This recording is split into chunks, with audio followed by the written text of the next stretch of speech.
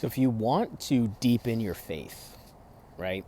If you're on a faith journey, which a lot of people are, and I've been on it since I was a child, even though I didn't grow up in any kind of spiritual household. I think for me, at least, it started because I felt this kind of deep loss inside myself as a kid. This kind of hole of meaning and worth and connection that I didn't know how to fill. And that led me to trying multiple different things, whether it's like a relationship or money or anything like that. But ultimately, it was still there. And I think that that is what set me on my faith journey. And because I didn't have anyone to talk to about faith, I didn't grow up in a church and I didn't grow up in a spiritual home and I didn't really understand. Like, I'd hear it in movies and people would be like, well, you got to have faith, you got to be building up your relationship with God and you got to have trust and you got to keep the faith and all those things. But I didn't really know what that meant. But I'm learning what that means. I'm learning what it means over the last number of years. And so one thing I'll say about it is that if you're on a faith journey, one, get ready, which you probably already know if you're watching this video. It's a rough water. It's setting out to sea into maybe what felt like calm waters, and then all of a sudden you're in a storm. You leave your island behind and you go off into the abyss and you're not quite sure where, if your compass is even working, and you're hit by a storm and your boat's getting all rocked. But that is the nature of the faith journey, no matter where you are on it right now, whether things are good and whether things are bad. But our faith is built in turbulence, because faith can't be built any other way. And what I mean by that is God will put a journey in front of you. It's a co-creative journey. It's a journey that you and God, you and the universe, you and your higher self have formed together. And it has some rocky stuff in it. It's like reading a book. It's like reading a really crazy book that has all of these ups and downs and turns. You're like, oh my God, how is this person going to get out of this situation? And all of a sudden, divine intervention. And that happens throughout all movies, all books, every story that's ever existed, including our own lives. Now, it might not be the exact divine intervention we need at the exact moment we need it, but it comes. And when it comes, your faith triples.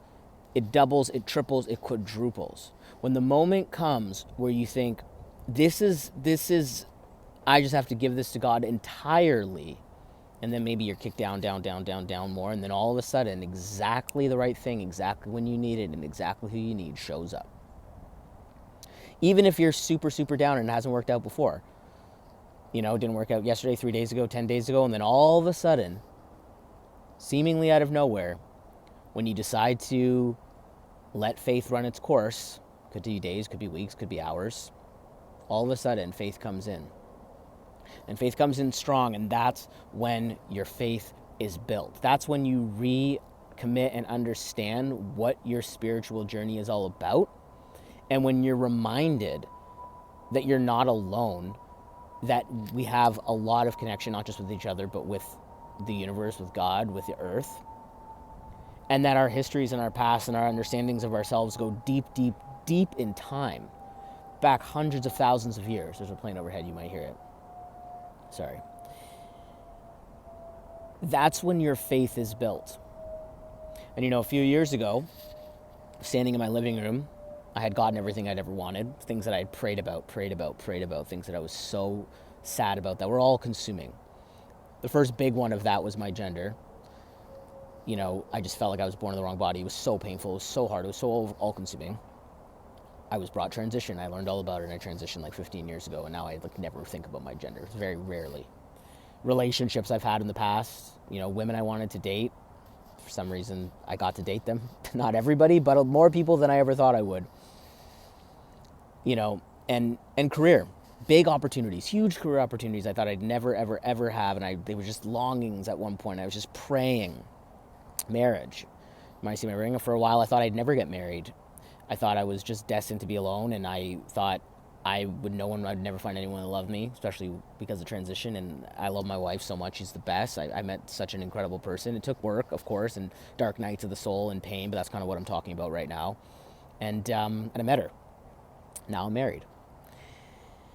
Money. I really wanted 6 figures in the bank. It was the most important thing to me ever. And then I got it. And I remember standing in my condo, because that was another thing I really wanted. I really wanted to rent a condo. And I would visualize it, and I visualized it, driving my car out of the garage. And I got it. And I would tell God many, many times, if you would just do this one thing for me, just help me through this next step, if you just help me clear this thing, if you just da-da-da-da-da, then I'll believe in you forever and I'll never have any doubts. And that was a lie, because I continued to have doubts a lot in my life. And I'd just been through a period of that. And I was standing there in my living room looking out the window at my beautiful view. I don't live in that condo anymore, by the way. That's a whole other story. And I just thought, wow, I got everything I ever wanted. Here I am. I've got 6 figures in the bank. Don't have to worry for a little bit. I'm married to a wonderful woman. What do I do? Actually, what do I do with my life? The struggle that had got me there was so familiar, and it was so important, I guess. And I felt lost in a way. I felt like I didn't know what I was going to do next. I felt like I didn't know what I was going to do next. And I tell you this because that kicked off a series of about the last 18 months of hell, personal and emotional. And because I failed to see something really important, and this is what I want to share in this video. I failed to see that when I sparked the question with God, what do I need to do next? And I said, you know what, I kind of want to deepen my faith journey. I kind of want to reconnect to my spirituality. I think that's what's next for me. I think that's what I'm going to do. That kicked off a series of events and emotions and pain that I'm just getting out of, to be honest. Of lost contracts and strained relationships. Like, my marriage is great, but like other things, just stress and anxiety and scarcity and losing thousands, hundreds of thousands of dollars, and decisions that I wish I could go back and change, and just a downward spiral that has felt out of control. Now, here I am, and I realized that for all the time that I've spent regretting that thought and regretting saying, do I really want to go on another faith journey? Like, should I have not done that? This seems so challenging. But throughout all of this, guess what happened? It brought me back to God. Because when things were great, I wasn't meditating, I wasn't praying, I wasn't asking for up-leveling, I wasn't asking for clarity, I wasn't pushing myself. I stopped pushing myself, to be honest. I enjoyed the complacency of sitting around, but I was kind of depressed about that too. There's an irony there. So all this to say that if you are on a faith journey and you want to deepen your faith,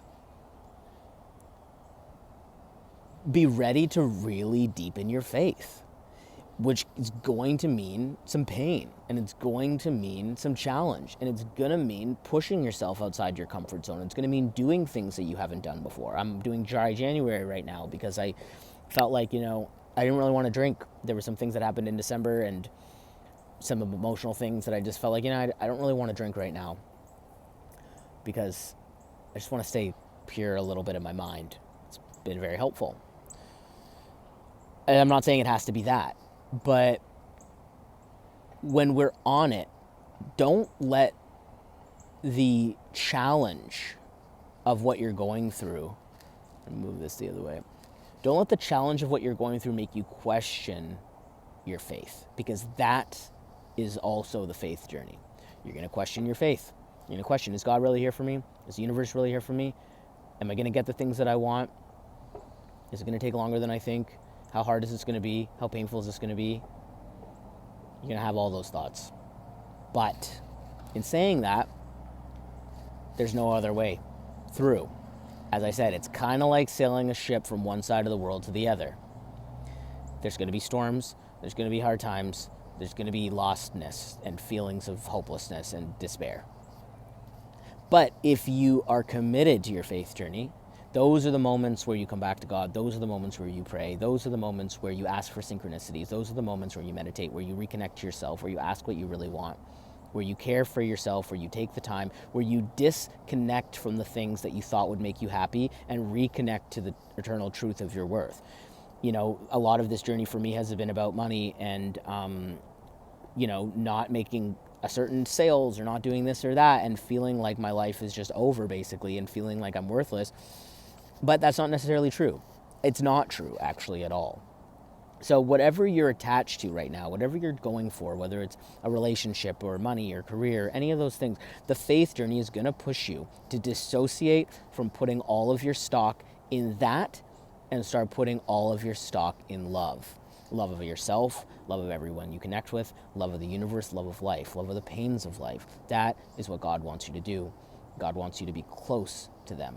God wants you to care more about the deepness of your heart and the connection to your eternity than it does about the fleeting and at times egotistical at the worst or frivolous things of our humanity at times, which is thinking that, you know, this next car is going to make you happy, or this next job will make you happy, or this next gig, or this next role, or this next creative project, or any of those things. And they will make you happy. It's super important. Like, we need that stuff, but it's not the be end all of anything. And your faith journey will push you through that so that when you do those things, you can be happy about them. But when you don't get those things, you don't completely crash down on yourself and feel like you're worthless and feel like, you know, God's not there for you and feel like, you know, you don't have love and support in your life. So good luck on this. Leave a comment if you're right in the middle of something. I'd love to hear it, and or just any thoughts you have around faith, something that I am regularly exploring and deepening. And let me know if you have any wild stories of the universe coming in right when you need it. All right, bye.